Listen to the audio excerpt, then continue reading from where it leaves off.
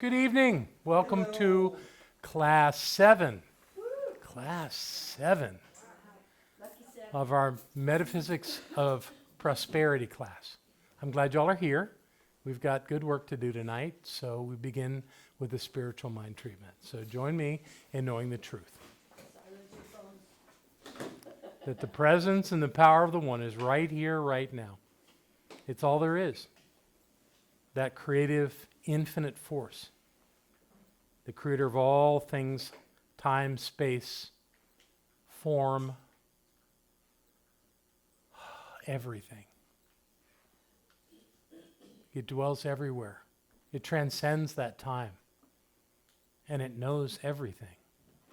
And it is who and what we are.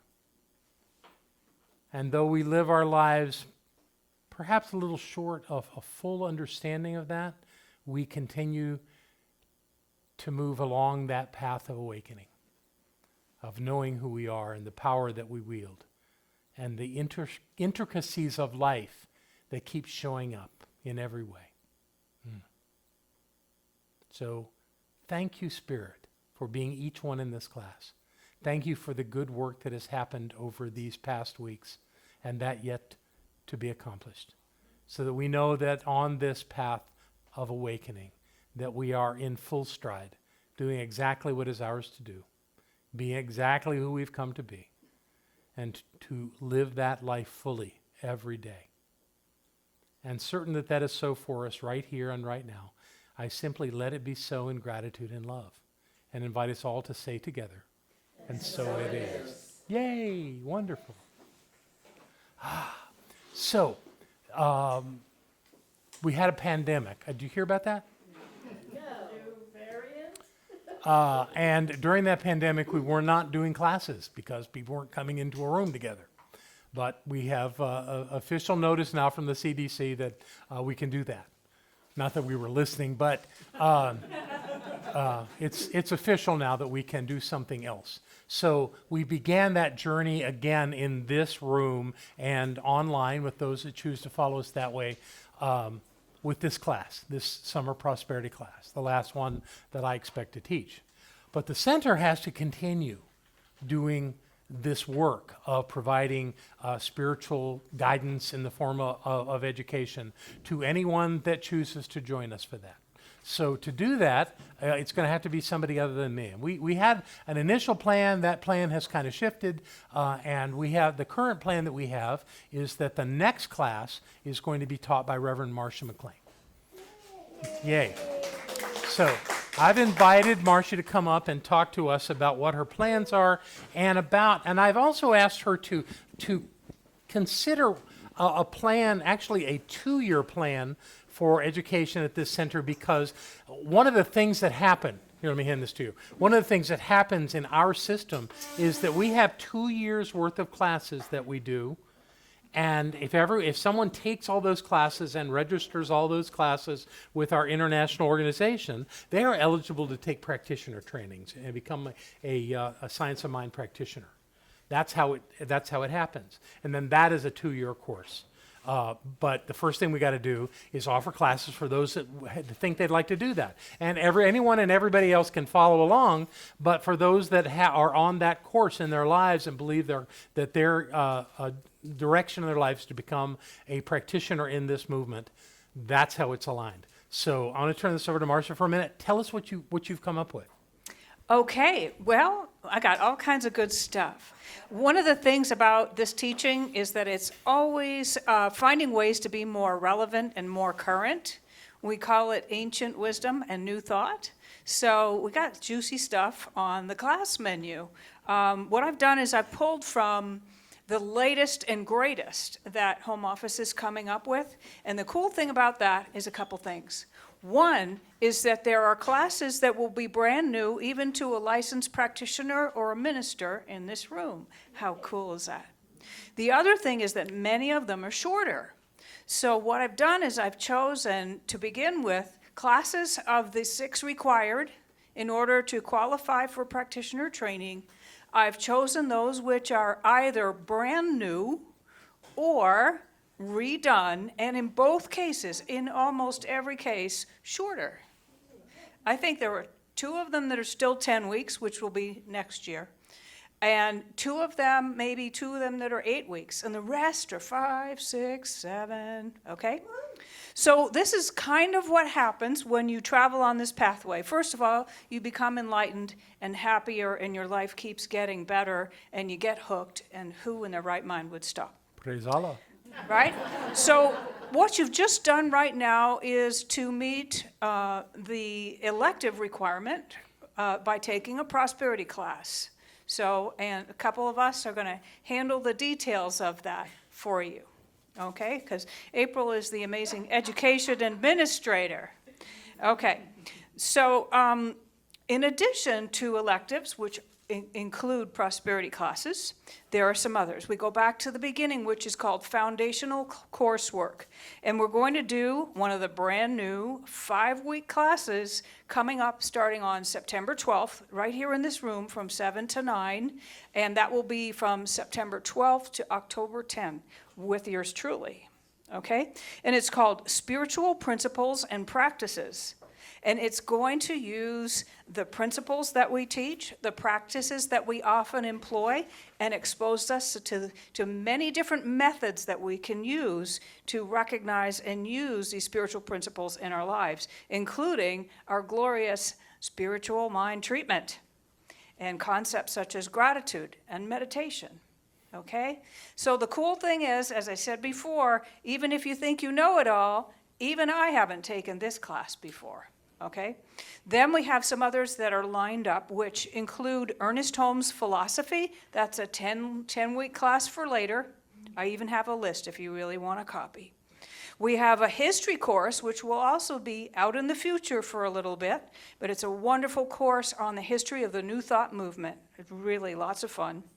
And we have a bunch from the consciousness category, including a wonderful 5-week course that I have to put next in the lineup on mental equivalence, and you have a requirement to watch a video of Barbara Waterhouse teaching about mental equivalence.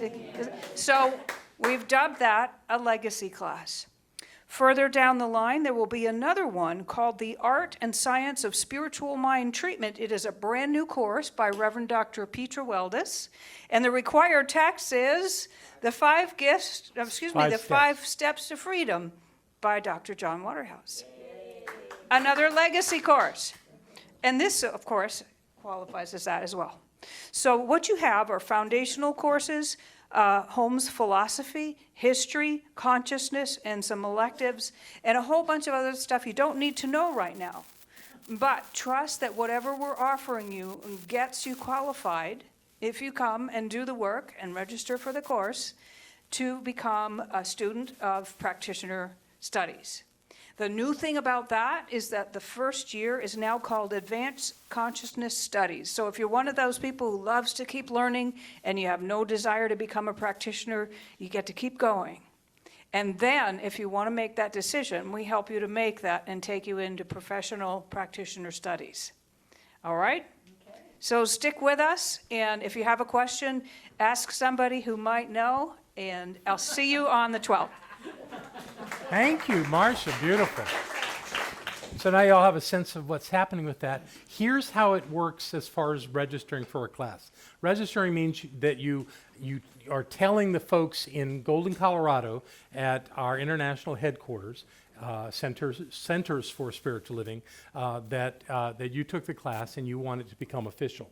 And to do that, you're going to give your name and some basic information to April Connor, and a $45 check, which goes to them, not to us. All right? And with that, you get registered for each class. And when you become registered and have all those classes under your belt, you are eligible to become a practitioner. If you do not register, they go, you're not qualified to become to have practitioner training.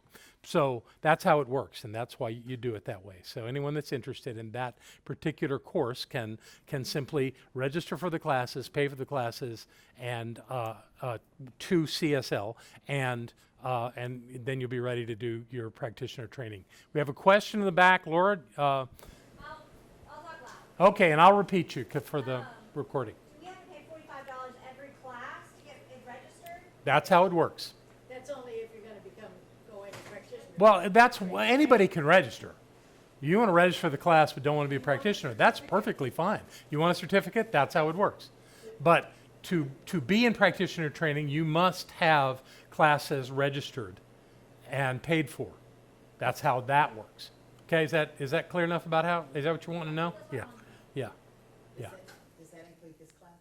Yes, it absolutely includes this class. So if you want to do that with April, next Monday night, that would be a perfect time to do that. Oh, that's right, you won't. Will you be here, Margot? Can Margot do that for you? She can get a list, yeah. Okay, and checks? Yeah. Yeah, okay. And we just package all that up, send it off to them, and they put your name on the list, give you a student number. It's all very official. And in 4 years, you can be a practitioner. Whatever time it takes. Obviously, there are some people in the room who have already taken a number of classes that are eligible. So it'll be, but I don't think that we'll be teaching a class, a practitioner, year one training for a couple of years. So just know that that's where we are right now. We're still recovering. What was that thing called? The pandemic. Yes. So, you know, and as much as I know it has impacted this community going through that experience, we're still here. There are plenty of communities and churches in virtually every faith that aren't around anymore because of that. So frankly, we did all right. And your next big challenge is to find and fall in love with your next senior minister.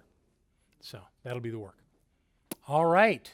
So that tells us where we are there. Tonight's topic is gratitude. So to do that, I need to do a little review, and I'm wondering what I do with my little widget button here. Here we are. I'm going to show you one graphic here, and we're just going to talk about it for a minute. Maybe I should turn it on. Boy, it works better. Oh, that's what we're going to do. First, we're going to meditate. And we have our lights under control. If you're watching at home, just look at the beautiful word if you want to, or close your eyes. And this is our opportunity to center ourselves and to think about the gratitude in our lives. And we do this by being comfortable so that our body is not a distraction from the work that we're about to do. We're all simply sitting and relaxing our bodies, relaxing more and more with every breath. And as you center yourself, just let go of any attachment you have to your phone or to anything else that could distract you, any sound that could occur in the room. Just it's irrelevant. All you're focused on is your breath and this continuing state of relaxation.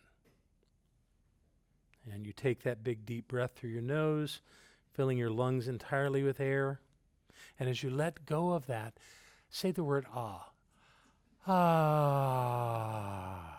Let's do that again. Ah. Very nice. And the relaxation continues. Allow your body to gently continue this state of relaxation from the top of your head to the tips of your fingers and toes. Breathe in delicious, light, cool air. And release warm air that is filled with things you don't need anymore. Just let it go. And each time you breathe out, let a little more of that tension release in your body.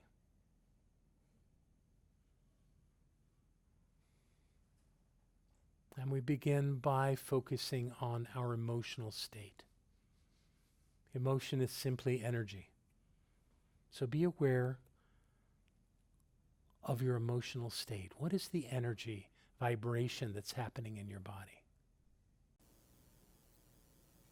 Is it attached to some kind of worry or fear or anger or irritation? Possibly some kind of jealousy or judgment that's gone on in your life. If it has, simply let that go. Breathe it out. Let it go. It does not serve you in this moment. Just as you did with any tenseness or soreness in your body, breathe those emotions away. Allow them to flow out as you release your breath.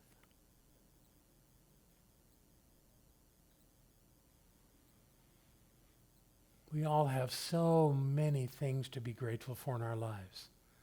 Most of them we never think of in those terms. Things that are happening every day, some every moment. And we take them for granted. And that's not wrong. It's just what we do. So this is our opportunity to regain an awareness and a gratitude for these aspects of our lives that are so important and so vital. So I invite you to allow any ideas or images that come to mind to simply come and go. Allow them to wash over you like waves of energy. Be aware of any feelings of gratitude that rise or fall when they come.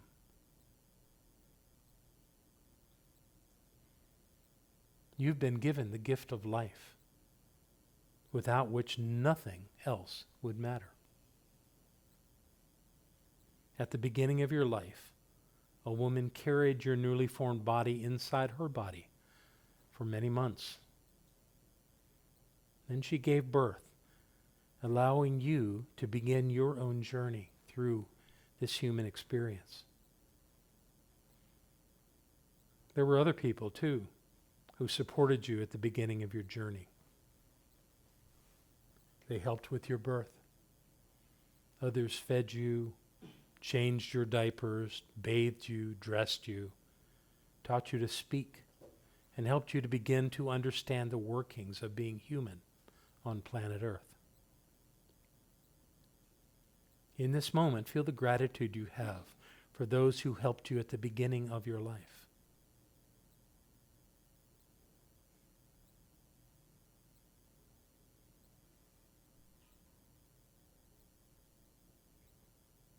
Your life is filled with gifts that most people seldom ever think about. One of those gifts will be the gift of hearing, which connects you with the sounds of life. Whether it's the song of a bird, the music of a band or orchestra, or rock and roll, voices singing, the sound of your own breath flowing in and out, or any of the other sounds that please you. In this moment, feel the gratitude that you have for your ability to heal, to hear.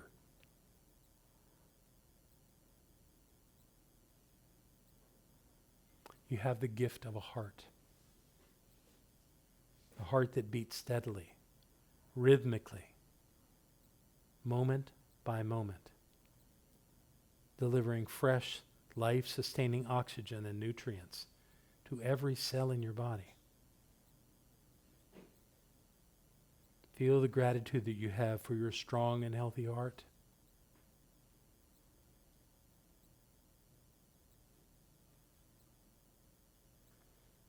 You have the gift of your lungs, breathing in that fresh air all around you and releasing what you no longer need back into the atmosphere.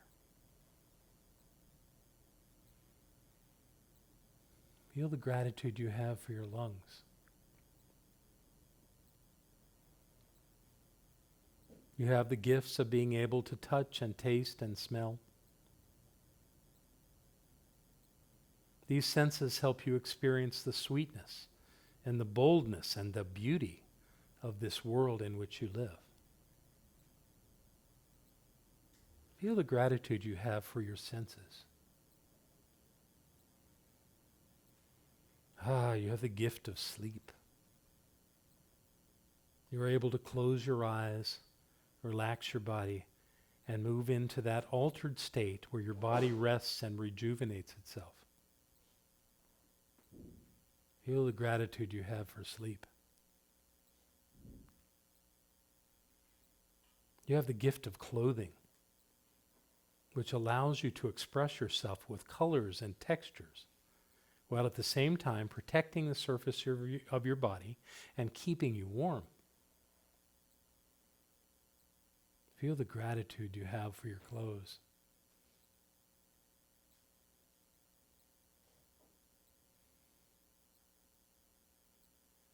You have the gift of living in a world filled with nearly 9 million varieties of trees and plants. Those live beings are going into their state of rest very soon as fall approaches.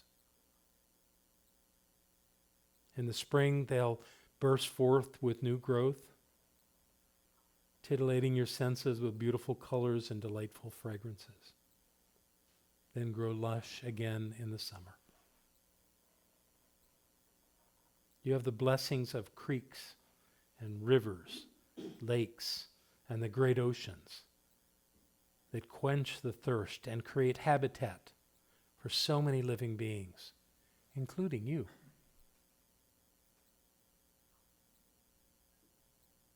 You have the blessings of a world filled with mountains and meadows, beaches and frozen tundra, all of which make this a magnificent place to experience the grandeur of physical form.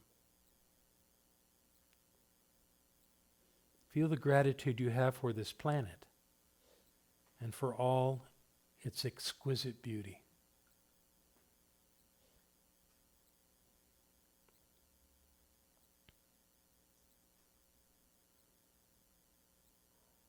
You have the gift of the sun, that ball of fire and heat that reveals itself to you in the east every morning and recedes every evening into the western horizon. You sit on a planet that is precisely the right distance from that sun, that allows it to nurture you rather than destroy you. Feel the gratitude you have for the sun.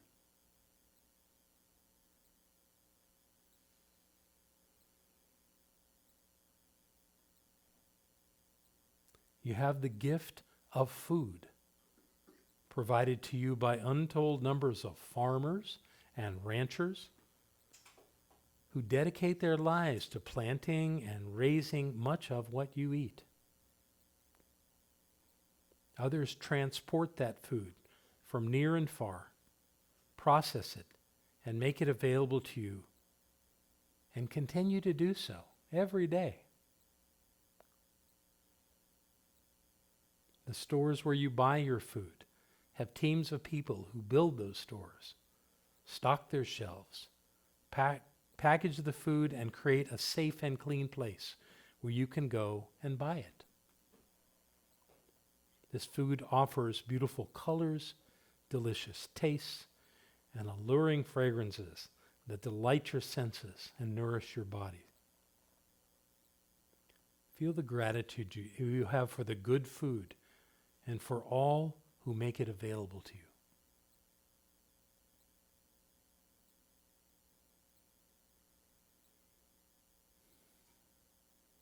You have the gift of expression, which you use to bring good into the world. The gifts you give can only be given by you, as you touch and bless those around you with your time, your energy, and your love.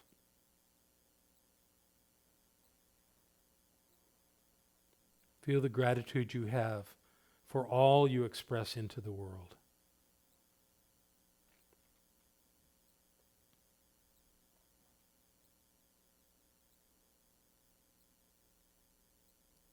You have the gift of currency, which flows to you and from you, exactly as you choose. Money that you earn through noble service or that is given to you through the generosity of others. Money that you spend to enhance your life and the lives of those you love. Feel the gratitude you have for the money in your life.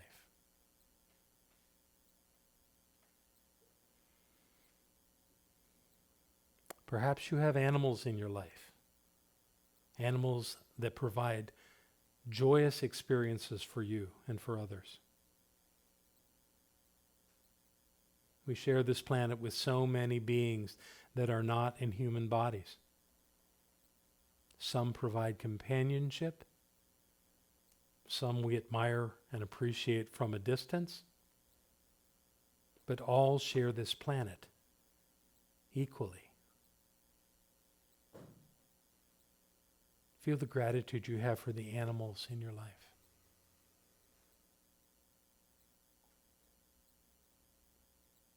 You have the gift of a home. You can flip a switch and the lights come on. You can turn a faucet handle and clean water flows out as much as you want. You have devices that keep you warm, a roof that keeps you dry, windows through which you can observe what's going on outside without experiencing the elements. You have places where you can sit and lie down and feel safe and comfortable. Feel the gratitude you have for your home.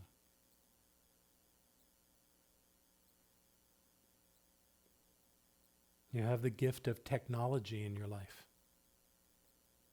You likely have a phone, perhaps a television, a refrigerator, an oven, machines that wash and dry your clothes and dishes, and so many other conveniences that are relatively new to the world. You live in comfort and ease. You have things that make your life easier and more comfortable than anything your grandparents could have begun to imagine. Feel the gratitude you have for all these conveniences.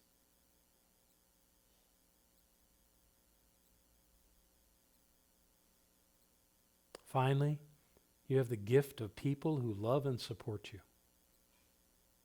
Friends, intimate partners, members of this spiritual community and others, all of whom add joy, comfort, and meaning to your life. Feel the gratitude you have for the people in your life.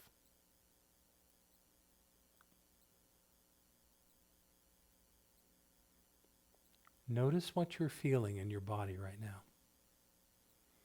Observe how what you're feeling in this moment is different from what you were feeling when we began this journey. No judgment, just notice any differences.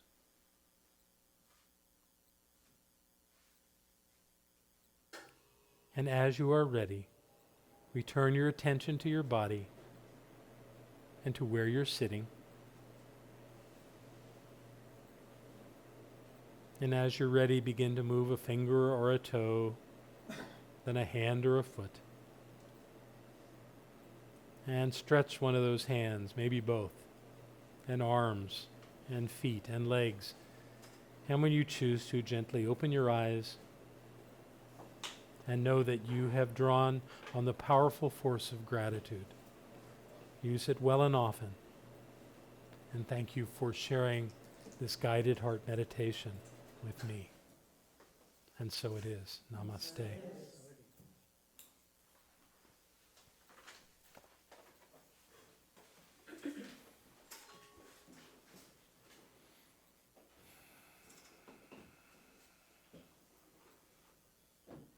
Ready for a little more light?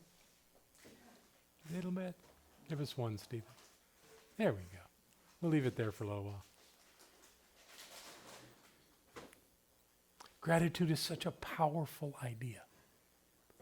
You know, most people would tell you that gratitude is a politeness or that it's a nicety.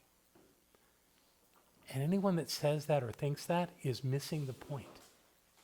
Gratitude is a powerful spiritual practice that most people don't realize. It changes our emotional state almost instantly.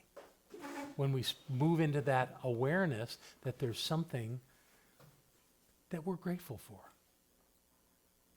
It can pull you out of anything that's dragging in your life when you focus on something that's really working. And it also, and we use this when those of you that do spiritual mind treatment know this, but those of you that are yet to really study that concept of affirmative prayer will learn that it's one of the 5 steps of spiritual mind treatment, and that the gratitude step is really about calling your mind to realize that you already have something that you're claiming in your treatment. In treatment, we do this thing where we don't say that something is coming to us or we're going to get it or it's going to happen. We say that we have it now. We say it in terms of it's already there. It's already present. That's the 3rd step of treatment. The 4th step of treatment is gratitude. Why are we grateful? Because saying that you're grateful for something solidifies it in your consciousness. You only speak gratitude for what you already have. Now you might think, no, I don't. I'm grateful for things that are coming. Not really. What you're really grateful for is what you already have. And the example I always use is just an easy thing to say, is if I asked Lori to go get me a glass of water, she would probably say, glad to do it. And I would say, thank you. What am I thanking her for? I'm thanking her for her willingness to go get me a glass of water. So she goes to the kitchen, she fills a glass of water, she brings it back to me, hands it to me. And I go, thank you. What am I grateful for? The water. We're always grateful for what we have. And when we focus on something that maybe we can't show it's completely present in our lives, we're telling our subjective mind that we already have it. So gratitude is a powerful tool that we use just that way. And it fits perfectly into this idea of the metaphysics of prosperity as a tool to finish this process. So let's talk about this process we've done. The first thing we did in the first night of class was we looked at this idea of releasing, of letting go of stuff that no longer served us, to the elements of actions and situations that we were upset about or confused about, or we had our feelings hurt, or whatever it was, however it manifests in our life, it was the problem, and that we packed it down in our subjective mind and left it there, using up all of our attention units so that we couldn't get where we wanted to go. And that wasn't our plan, but that's how it worked out. So we cleaned up a lot of that by letting that stuff go, realizing that it's not happening now. Chances are some of those people that we were so upset with aren't even on the planet anymore. So what's the big deal? Why are we holding on to it? So we let a bunch of it go. I hope you guys did that several times to really clean out your consciousness. And what that does is that frees up all this ability to focus on what you want and what you're calling into your life. And that's way more powerful, way more useful than holding on to how somebody done you wrong. Me too. And then we started, once that was clear, it's like what we did. Imagine we're building a building. We cleared the land. We got it ready to build the thing that we want to build. So we began building. We began, of course, with a foundation. And this was our graphic that we used in the classes that followed. The idea that our base foundation is our purpose. It's the thing on which everything stands. Everything exists because we have a purpose for being here. And we spent time looking at how that could be articulated in our lives. It's not that we didn't already have a purpose. We did. We're here for a reason. We maybe just didn't put words to it. So we spent time putting words to it so that we could remember it under any circumstance and situation. Even under duress, we could remember that we had a reason for being here. That was our purpose. We followed that by looking at our core values.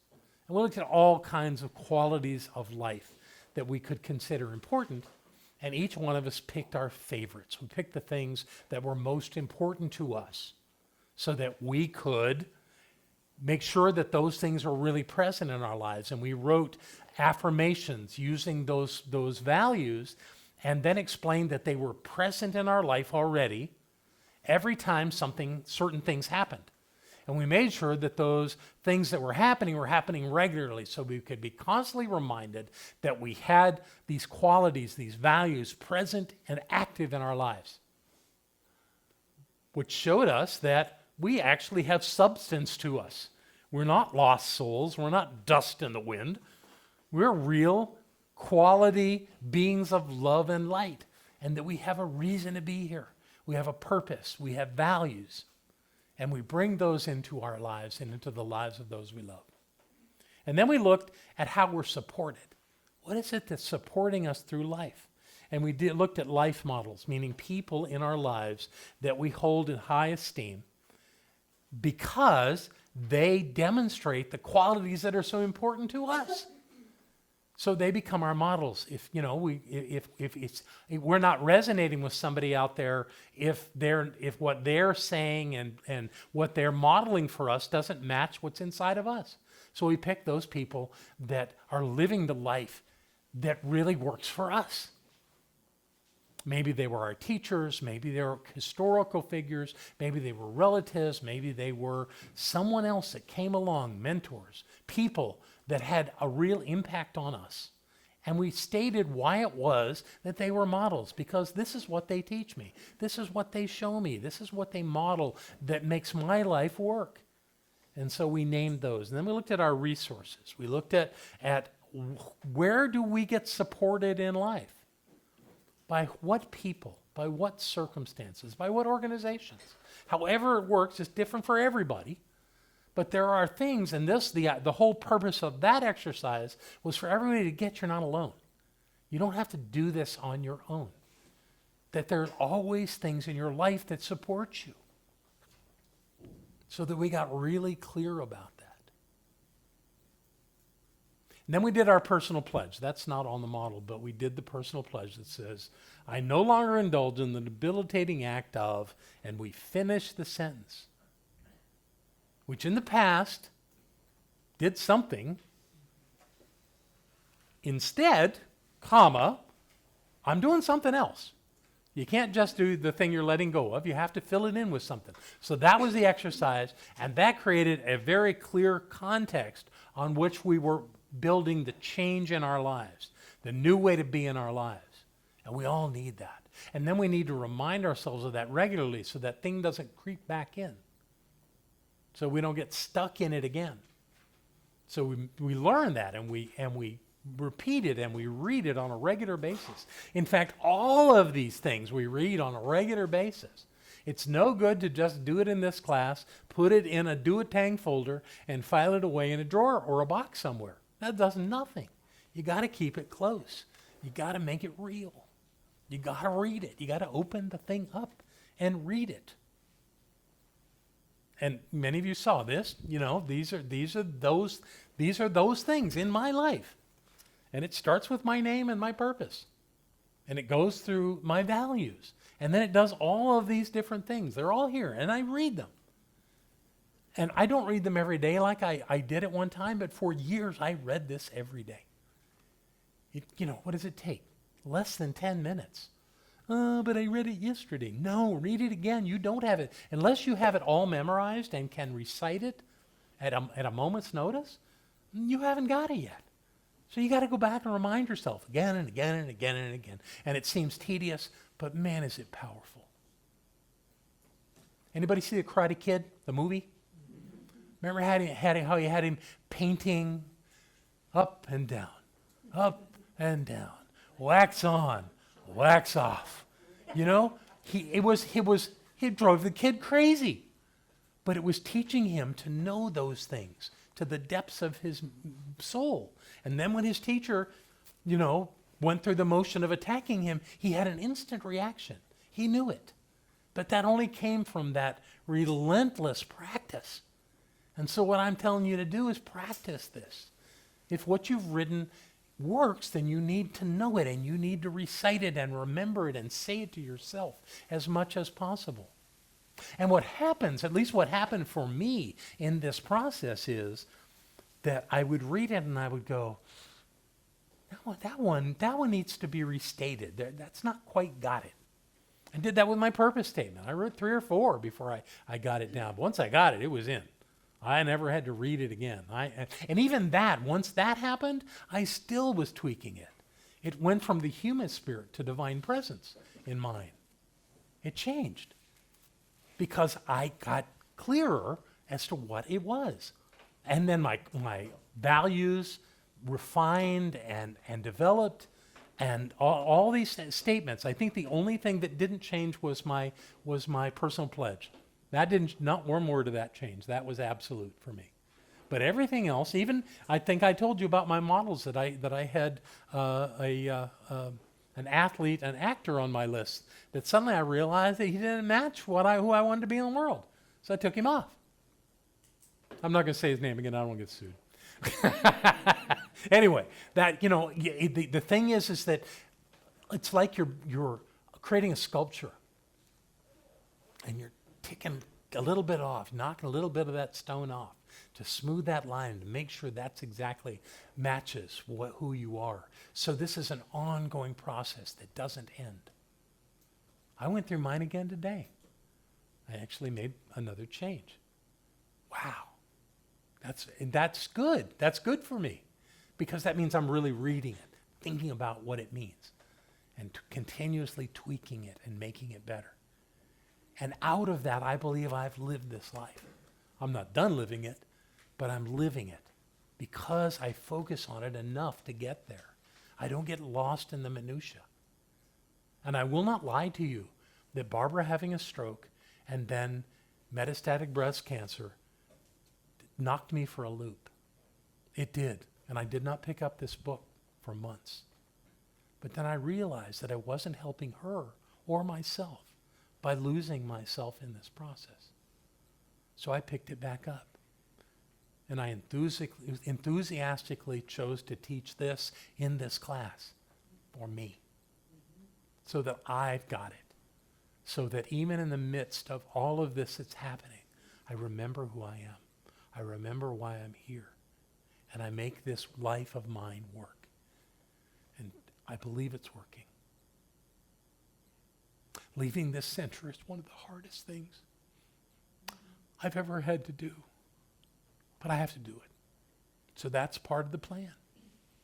So my outcomes, the next one on my list, is that I retire from ministry, from Center for Spiritual Living Asheville. After all these 27 years of ministry. And I do so consciously and lovingly and with great intention. Not that it's an end, but it's a change for me. And for all of you who have joined me on this journey. That's just how it works. So we worked on our outcomes, which is what I'm talking about now. I call them desired outcomes, but sometimes you're going to get outcomes no matter what. Some people find that they don't get their goals, but they certainly get something. So those are your outcomes. So state the ones that are important to you and focus on those. If you focus on them, there'll be a much greater chance that you'll have them. And if you think about them on a regular basis, you'll be called to take some action toward them. At the bottom of the page of my outcomes, let me get over here and read you the sentence that's at the bottom, so that after I read them, or actually after I find them, that's not it. Is that it? No, that's that.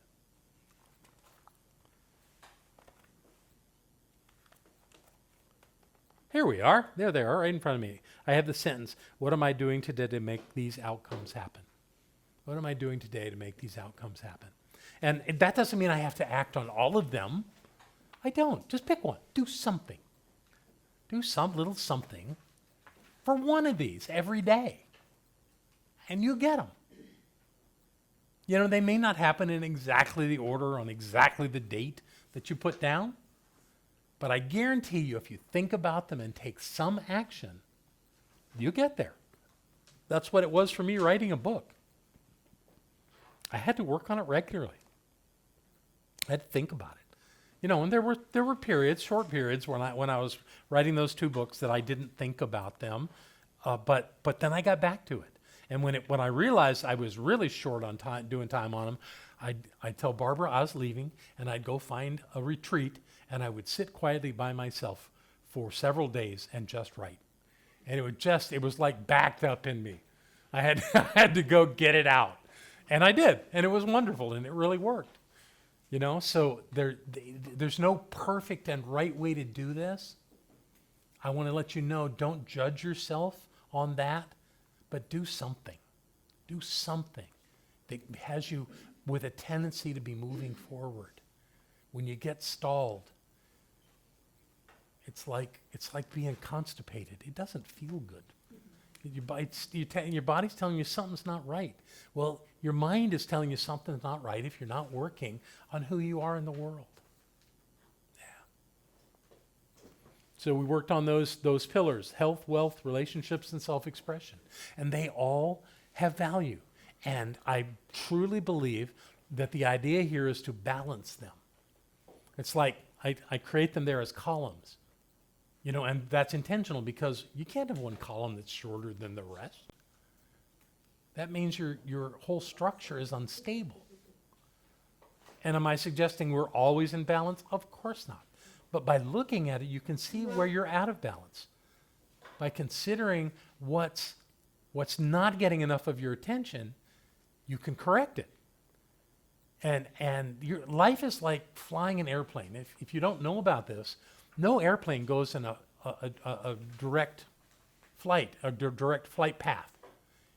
It veers to the left, and it veers to the right, and it's always correcting. Any pilot can tell you that because you're out there in the air, for God's sake. You're floating around out there. So it's constantly correcting, and that's the way this works. You're constantly correcting. Not correcting in a sense that it's wrong, but that you're slightly off course. So you correct. Not bad, not wrong. It's just the way it works. So you let that happen. So that's our structure. That's what we've worked on over the past 6 weeks. And now on our 7th week, we want to do something that solidifies all this. And here's one way that I like to look at it. So these elements that are on this graphic, they're the bricks of your life. You also need some mortar to hold the bricks together. And your mortar is gratitude. You use mortar to hold it all together because this being in a state of gratitude makes it real, makes it feel good, makes us remember that this life is worth living. So how do you get your mortar? Well, the way I did it, and frankly, nobody taught this to me. I decided to do this on my own. And I'm sure that people have written about this, so it's not like it's an original idea, but it wasn't like part of some system until I put it in the system. And my system is that I wrote a statement of gratitude. And I want to share that statement with you tonight. And after I read mine, not for the purpose of you copying it, but to model for you what this might look like, then I'm going to invite you to write yours, to at least begin writing yours. Because again, it changes and it morphs and it evolves over time. But the only way it can evolve is if you start it. So tonight is your night to create a statement of gratitude in your life. So I shall share mine. And boy, I wish I had brought glasses. Actually, I have my travel glasses around the corner here. I'm going to get them, and you're going to laugh when you see what they look like. But I will see better with them, so let's just do that.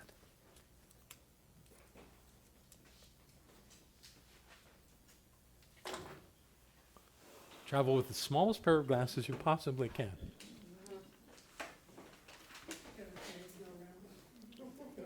Yeah, no room for any of that. So I call this gratitude for my fully expressed life. I am grateful to have a powerful purpose in my life. My purpose is to reveal and release the power of divine presence wherever I am and in whatever I do. In living my purpose and being true to my highest values, I have the honor of joyously assisting others as they awaken to their own spiritual magnificence. I am grateful for the thousands of people who have and continue to learn from my writing and my speaking. I'm grateful for the 2 books I've written, 5 Steps to Freedom and The Sorry Syndrome. I'm grateful that these books call people to greater levels of personal responsibility and success. And I am grateful for the pull within me that calls me to publish one more book. I'm grateful for the support of Devon Rodney Embler, who are helping Barbara and me develop a new Spirit Rising website. I know that this website is a portal for individuals and organizations to learn and apply universal spiritual principles to their lives. I am grateful for 33 years of marriage to the most amazing Dr. Barbara Waterhouse. I am grateful for the deep connection, mutual respect, and abiding love that we share, and for all the blessings that we bring to our lives and that continue to expand within both of us. I am grateful that we have more than enough money and resources to support ourselves in retirement, as we always have through our precious years together, and that all our financial responsibilities are met fully and always on time. I am grateful for the health of my body as I come to the end of my 6th decade in this lifetime. I'm grateful that my body continues to allow me to do many wonderful things, like taking walks with Barbara, climbing stairs easily, and working in the gardens around my home. I am grateful that I get to prepare and eat good food, and for all the nights I experience deep and restful sleep. I am grateful to live in a beautiful home that is paid for and in excellent structural condition. I am grateful for Center for Spiritual Living Asheville and all its members and friends who make up this incredible spiritual community, and for all those who support me as I support each of them. I'm grateful to my spiritual teachers, Ken Dyers, Ernest Holmes, and Will Rocking Bear, who continue to support me from beyond this physical world. What I've learned from them continues to influence my life in important and meaningful ways nearly every day. I am grateful for all the blessings I've received but don't remember, and for all the wondrous gifts yet to come. I'm grateful to be living such a blessed life that continues to unfold in extraordinary and exciting ways. For all of this, I am grateful today, tomorrow, and forever. Signed, John Bernard Waterhouse III, which is my legal name. That's my statement of gratitude. What's yours? So I invite you now to pull out paper and pen and go to work and see what you come up with. I'm not going to ask you to share it tonight, so don't worry that it's going to somehow embarrass you. Write this for you. And if you're watching at home, write this for you. And we're going to go ahead and shut the camera down and come back. Just turn it back on when you are ready to have another conversation afterwards.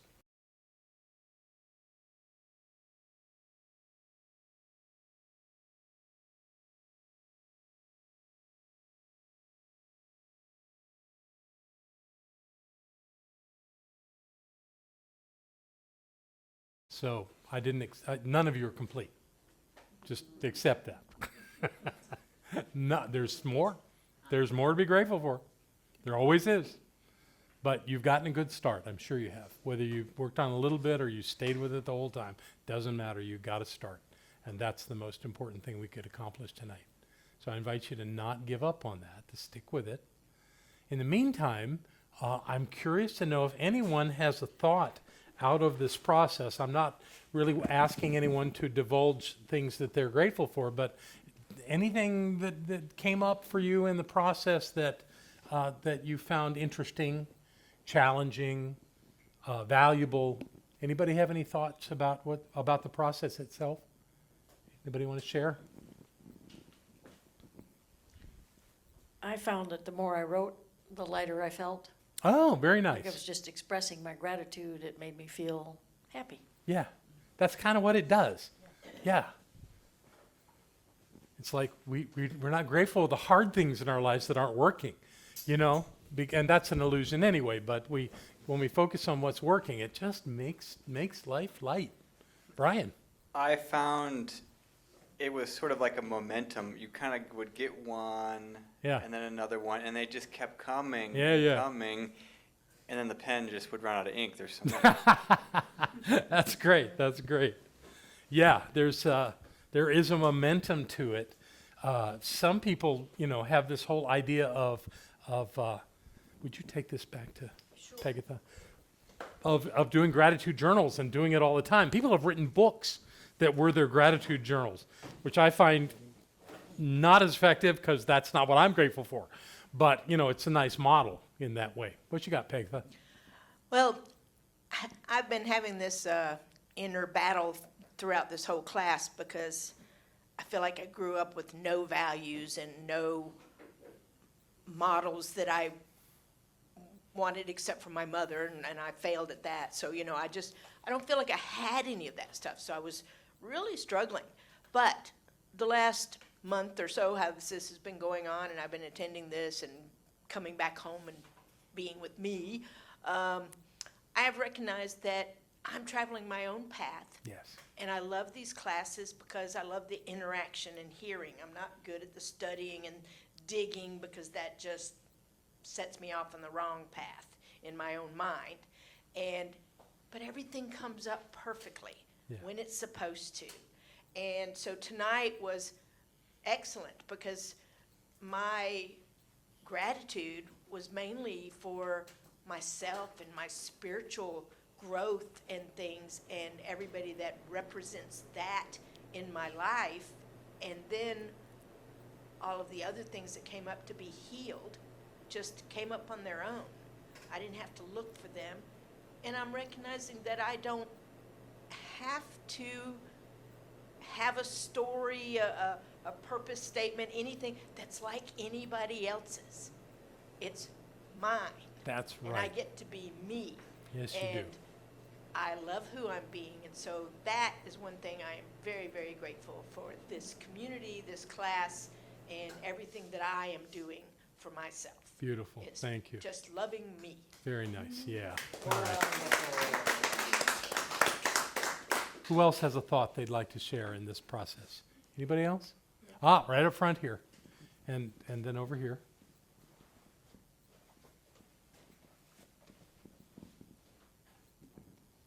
So I'm going to stand up front. Okay. I live by gratitude.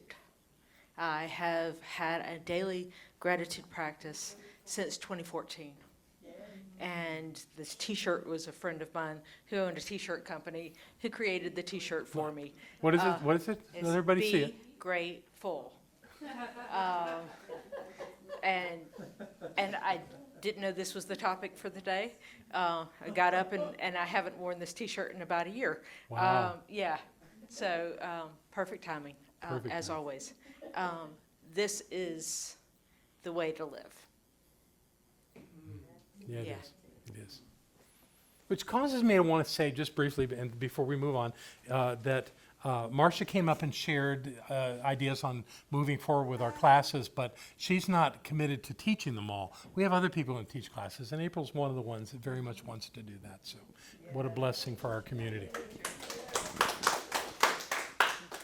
When you started reading your gratitude statement, it made me realize how easy it is to take things for granted in our lives. Absolutely.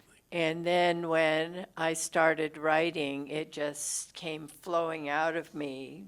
Like he said, it was just one thing after another, led to another, led to another. And I haven't been practicing gratitude as long as you have, but I'm doing 100 days of gratitude, and I'm on day 37 right now. So it just, Yeah. and Joe Dispenza always says gratitude is the greatest form of receivership. Nice. Very nice. Very nice. Wonderful. So again, we've begun the practice, the process. It is an ongoing process of continuing, not to continue to dig for more, find the key things that you really are relying on to live your life fully. you can get into the weeds with this and be grateful that you know where the salt shaker is. That's fine, but that doesn't need to be part of this statement that you would read every day. These are the highlights of your life. So, maybe for some of you that are really just exploding forth with all these statements of gratitude, that can actually spend some time honing it down to clear things that you want to remember every day because they're so meaningful to you. And then you live a life of gratitude, and all those daily, almost unnoticeable things become valuable because you remember that they're something you got. And then you're living a life of gratitude, and how can it be any better than that? So, we have one last thing to do tonight. Hey, would you do this for me? Just take one. I came up with this a few years ago. I call it my effectiveness checklist for prosperous living. Now, I will tell you right up front, this is subjective. This is my list. Some of this stuff may not resonate with you. It may not be important to you. It may not be part of things. But what I want you to do is to read through this and consider these things. There may be some things that are on this list that you would like to have on your checklist to remind you of what you can do to be certain within your own mind that you are living a prosperous life. These are mine. And like I say, some of them may not resonate with you. I think one that certainly might reflect that would be, I keep my vehicle clean and in good working order. Now, maybe that's not true for you. Maybe you don't have a vehicle. Maybe you don't care if you've got, stuff on the seats and the floor and the back, and maybe that's not important to you. Maybe washing your car is not important to you. So that's mine. And remembering that, I have some OCD going on in me. I want things to be organized and neat. And a perfect example is that I went to Sam's today thinking that we were out of the small plates for our snacks tonight, although April found some hidden in the back somewhere. But I ran to the store to get some and put them in my car, but I also had another bag of stuff sitting on my seat. And April said, well, I'll just go over and get them out of your car. I said, no, absolutely not. I do not want you to see my car being a mess. It was a friggin' bag. Come on. But that's me. That's me. Especially knowing I was going to present this list tonight. So now I've purged that from my consciousness. But I thought we'd just kind of go through these. And again, maybe they work for you, maybe they don't. But here's a starting point on deciding what it is that you want to have on your list. The first one says, I spend each day in spiritual practice. Golly, that one should be universal. We all would benefit from having some meditation, some prayer work, some reading inspirational material, something that we do as a daily discipline. People that do that are in a place to organize their lives. Why is that funny? Oh, you're reading the list. Okay, we'll get there. Okay, you're not with me. Yeah, okay, all right. So that one I really support for all of us to do. The next one, I am in right relations with everyone in my life. What is right relations? That doesn't mean that you have to like everybody. It doesn't mean that you have to let everyone have a say in your life. It means that you're in right relations, which means you understand what's going on with your relationship with that person. I mean, I have a couple of sisters I don't talk to with great intention because I have history with them and I don't agree with the way they want to influence my life, so I keep my distance. They're not happy about it, but I'm delighted. And I love them and I wish them well. I'm just not going to interact with them. I'm in right relations with them. It's working for me. So there's all kinds of ways to do that, but the thing is, what you avoid here is being angry at people, being jealous of people, finding fault in people. That's not right relations. Whoever they are, get your head clear about who they are and what you want to have in relationship with them, without judgment, without fault finding, without pain and suffering. And when you get to that point with everybody, you're in right relations. So for me, that's important too. And that falls, of course, under the relationship pillar here. I keep my house clean enough that I would gladly welcome people to see it at any time. Is that what you were laughing at? No, we're not there yet? Okay. That's important for me. And we do have guests in our home pretty regularly. Now, is it always like that? No. But we do get up in the morning. I make the bed. I prepare meals. I clean up after myself. I can only remember one time in the last 2 years that I went to bed with the kitchen not being everything being put away after a meal. And I was just so exhausted I didn't do it. And it made the next day harder. So much easier to Yeah. relax and a nice Yeah, clean I want to make coffee on a kitchen with clean counters and sink, so that's important to me. That maybe isn't to you. I know some people wash their dishes once a week. I know. Whatever, but to me, that level of order really helps me. I keep my workspace clean and well organized. You should see my office right now. Was that it? We're not there yet. Okay. Well, my office is crazy right now, and there are times where you could always tell my state of mind from the state of my desktop. When it was all covered with stuff everywhere. Obviously I was dealing with chaos in my life. But most of the time, by the end of the workday, it's clear and everything's put away. Doesn't mean everything's handled, but everything's put in its place so that I can get to it the next day. Keep my vehicle clean. We talked about that. I have thrown away, given away, or sold everything that I no longer use, including and especially clothing. That was it. Yeah. Well, but that works for me. Now, am I completely up to date on that? Of course not. But it's something that I think helps me because I have OCD.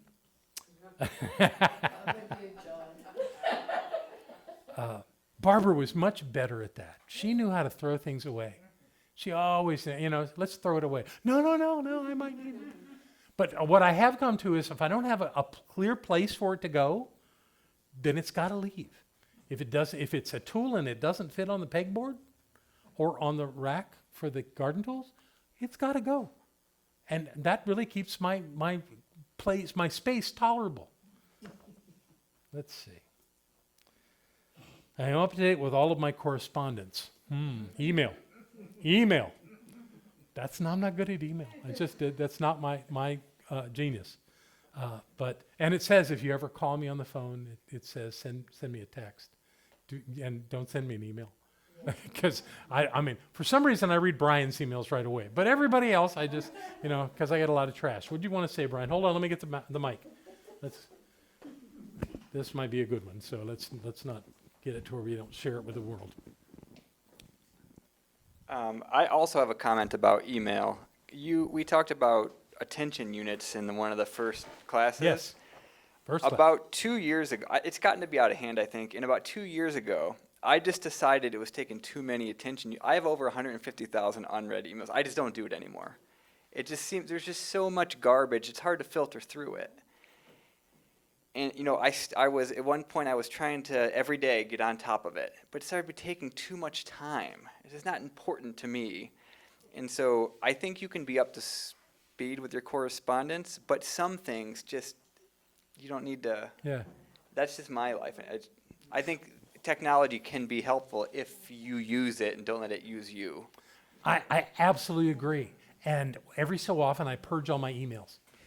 Even if there's something important in there, if it's that important, it'll come back. And you'll get a phone call if it's really that important. If it's really that important, you will, absolutely. So I would go so far as to say email is already an archaic form of communication because so many people, it's the easiest and most unreliable way to communicate is email. Yeah. So I don't really hold that. When I talk about correspondence, I think more, the ones that are important to me are to thank people, especially people that do something from a distance. It's like when people send me a tithe, it's important to me to acknowledge that and to write them a note. And my rule is I don't cash the check until I write the note. And it really works because I want to cash the check. But so let's not overstate the email thing because I think that's just out of control. And young people know it. They don't do emails. They do text. Quick, easy, say what you want to say, be done. And I don't understand Twitter, so that's not part of it either. So, all right, very good. Thank you, Brian. What's next on this crazy list? Yeah, I have released or fixed everything in my life that doesn't work. That's a good one. That's kind of arbitrary. You know, what does that mean? But I don't want a life with broken things. Broken relationships, broken tools. I mean, I do have a weed whacker at home that's not working. I think about it every so often, but I actually pay somebody now to do all the trimming of my yard, so I don't have much use for it. So maybe it just needs to go. You know, so all in perfect order. Everything is the way it's supposed to be. But I don't want to clutter my life with things that don't work. I'd rather make some other plan, some other way of making my life work than have that going on. I have returned. This has helped me. I have returned everything I have ever borrowed, or I have a specific agreement about when I will return anything I still have that belongs to another person. Borrowing. What an interesting thing. At one point, I just decided not to lend anything. People want to, yeah. Well, I have actually a couple of books that I found really valuable to lend out, but I make a note of who's got it, rather than just going it on the shelf and going like that. I kept a little note as to who had it, so I could remind them that I really wanted it back. And then when I do that, it always comes back. Nobody ever said, "Oh, I lost it," or "I gave it away." They don't do that. So they just didn't return it yet. That's all right. They're on a different schedule than I am. But honestly, the idea of borrowing can get so out of control and create so many problems and headaches in your life and require a lot of attention units. So best not to. And when I've had people on rare occasion come and want to borrow money, I don't do that. I would rather give someone money than lend it to them. Yeah, just cleaner. So borrowing, oh yeah. I've gotten back everything that I have lent out or have a clear agreement as to when it will be returned. Same thing. Uses up attention units. When do I get that back? Where did it go? You know? Just be conscious about lending. Lending and borrowing. Really just suck your energy. I acknowledge and financially support the source or sources of my spiritual nurturing. I am a firm believer in tithing. And I know that many people think that's just some scheme for others to get your money. But I swear to you, it is not. That it is the best spiritual practice for living an abundant life. Because you're conscious. We always, the way our money works is it works because we are consciously priming the pump, flowing out with great, clear intention as to what we're doing and why we're doing it. And we do it in gratitude. And when we do that, the universe is obliged to return it multiplied abundantly. I found that to be true again and again and again. And it doesn't come back from the place that it went to. It comes back from somewhere else, somewhere totally unexpected. This center got a check in the mail from United Way this week. We have no relationship with United Way. They sent us a check. Yay! Just because there's all kinds of sources out there.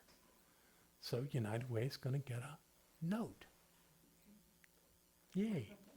That's because that's what we do. We say thank you.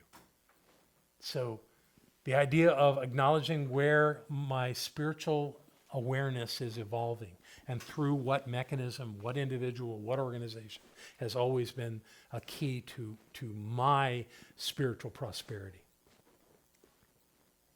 Okay. My checking account activity is accurately recorded and in balance. I love to have a balanced checkbook.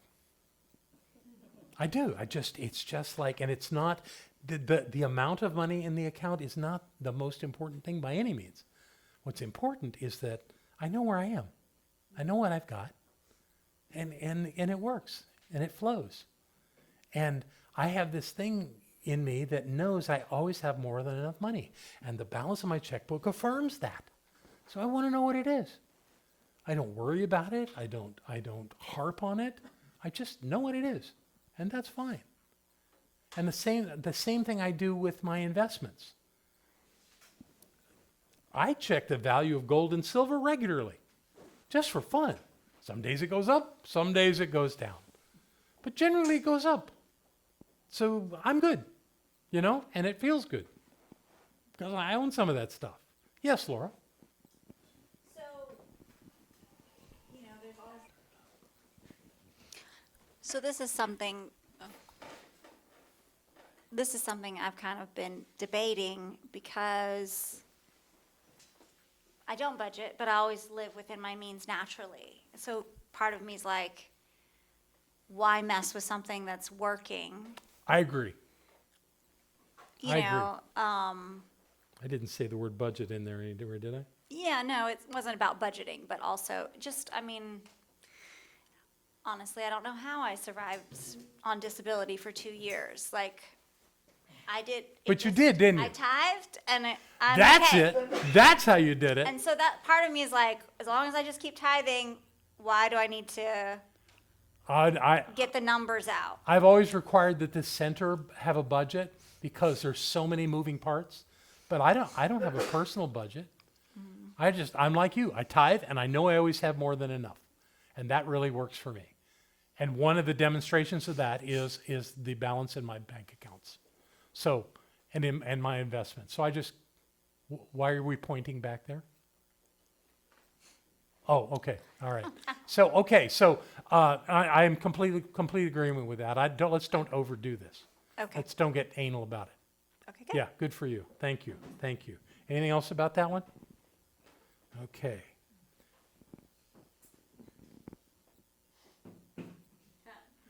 Yes, there's a comment up front here. Can I have the mic?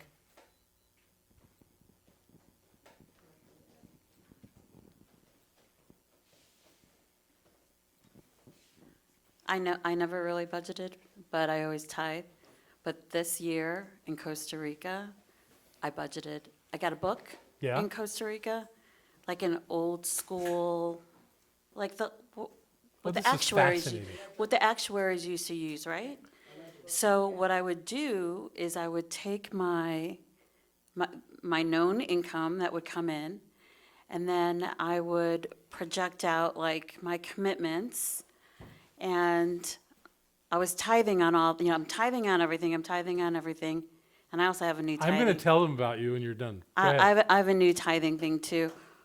But what I found was, in the beginning, I was in the hole. And then the budgeting part of it was like, how was I ever making it all this time?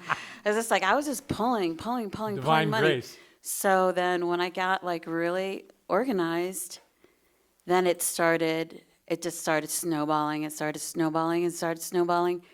And then out of the Bible, I figured something out about how the farmers tithed on their crops.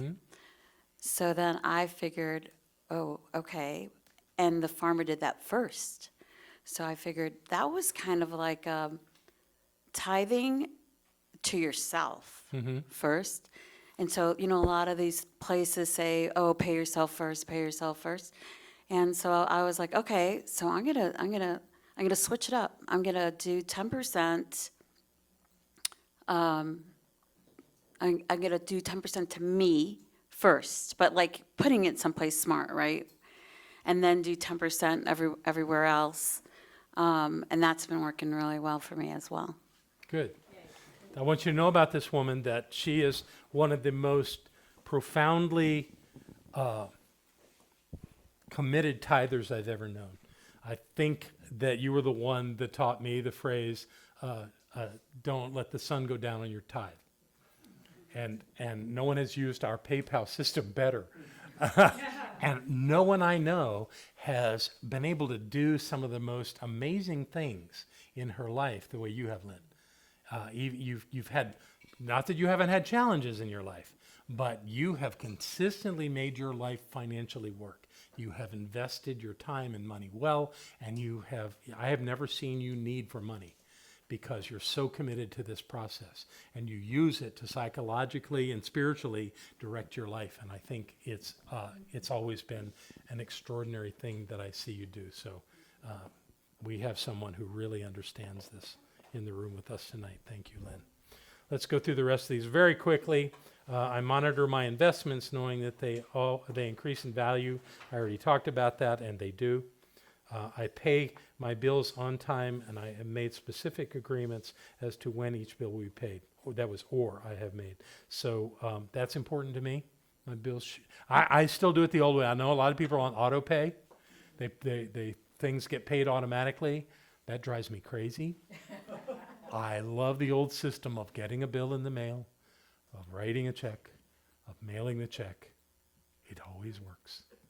And I have an extremely high credit rating. So do it the way you want, just make sure that it gets done. All my personal records are well organized and accessible. They are. I just went through them. I realized that I had way too many things that I no longer needed, and I gave a bunch of files to April because they were center related, and I'm taking home the rest of them because I'm moving my office next week, and I'm setting up my office in my home next door rather than upstairs, and it's actually going pretty well. And my records are remarkably in order. Bizarre, but they are. I consciously eat foods that nourish my body and avoid eating foods that do not nourish my body. Pretty basic statement. And am I always true to that? No. I had a blizzard last week. I haven't had one of those in years, but it felt really good, and it was a little gift to me. But for the most part, we're pretty good about what we eat. And mostly I'm wanting to make sure that Barbara gets a nutritious diet, and I usually eat what she eats, so that's working. Now these, again, are mine, and I'm not suggesting this list works for you. If something on here doesn't work, cross it out. If something else belongs on the list, write it up and redo it so it's your list.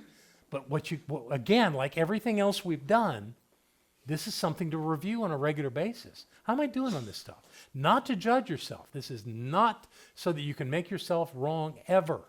This is to remind you what's important and keep you on course in your life.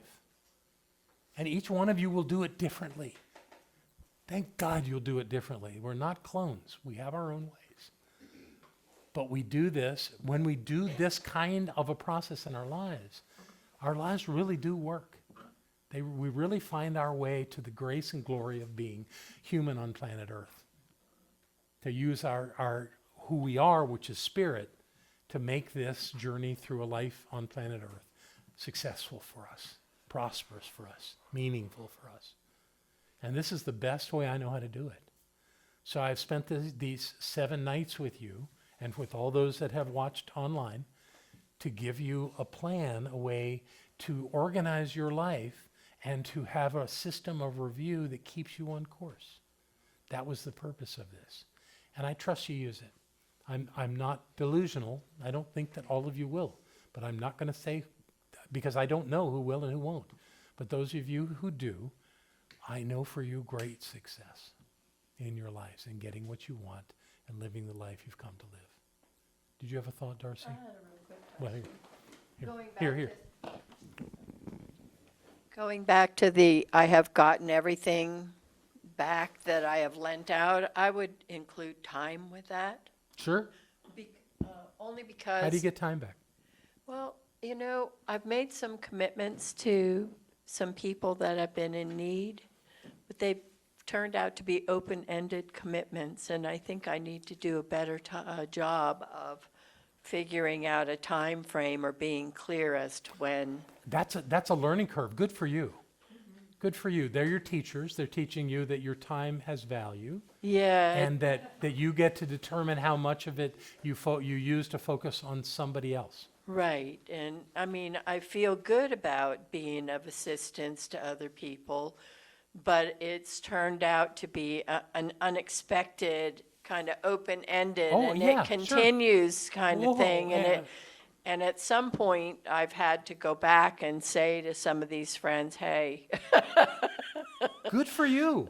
And they were your teacher in that. They were showing you. Absolutely. I just wanted You know, to there's commit. another thing about that too, is there are times where it's really appropriate to say no. Right. Here's the line. I have a If you- harder time If with you that. can't say no, how good is your yes? Well, I'm doing a better job of saying no, Yeah. but So, and you do it joyously, you do it lovingly, you do it respectfully. You just say, I'm not going to do that. right, but it's easier when you feel that it's a shorter commitment and then it turns out to be a long-term commitment, which is unexpected. Which means you set your parameters up front. I need to do If I that. agree to help you with this, I'll do this once a week for a month, or Right. something like that. Uh, And then you leave it at that. And that's all I'm saying. I need to do a better job of that, but I wanted to include Good. time in that lending out because I get it. Good deal. You're not really lending it though, because you don't get it back. in some form I will. Okay, well, you figure out, let me know how that works. Not so much time, but Well, that's what I was value thinking of of. the lending out. Okay, good for you. Any final thoughts? Yes, Lynn.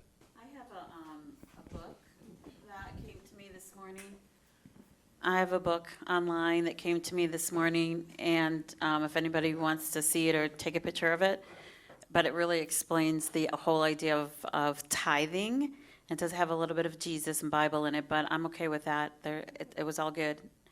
It's called Awake, the Genius Within Your Mind. Have you heard of this? No, but it And- sounds good. And I really liked it because it said it was from Stargate Books, and I love Stargate. Everybody else good? All right, we're going to pass these baskets tonight.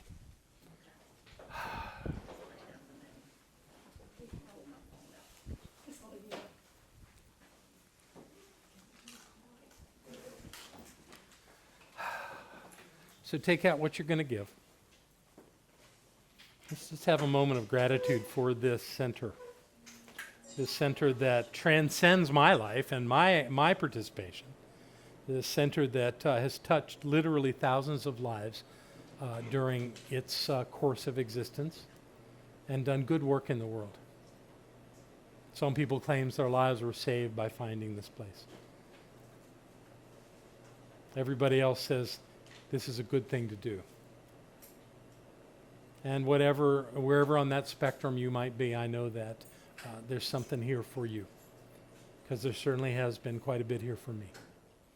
And with absolute clarity that we are on this journey of spiritual awakening, we let this time of flow be a sacred one, knowing that good comes to us, moves through us, and out into the world. And that is a good thing. So letting that be so right here and right now. Again, we pass these baskets, knowing that God is in the midst of it all, and so it is.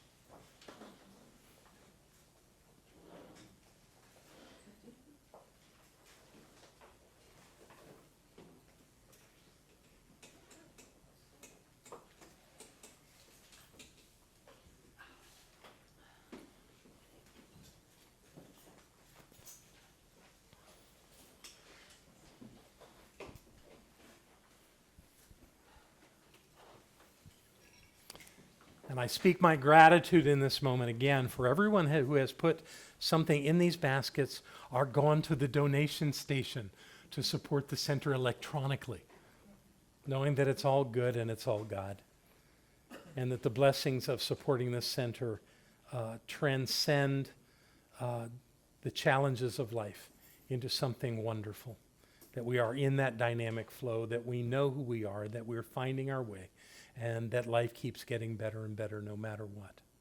I am grateful for these 7 classes we've experienced, and I look forward to our grand finale a week from now, knowing that we close this with a joyous connection and a wonderful experience of knowing the truth of this journey called life, and seeing this as the truth in my life and in all life.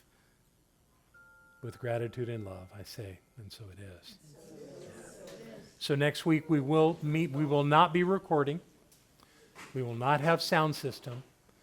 Half of the room will be, tables will be removed, and we'll have a great big circle here to sit in, and we'll talk about this journey and what it's meant for everybody. So I hope you'll join us for that, for our final time together. Thank you. Have a great week.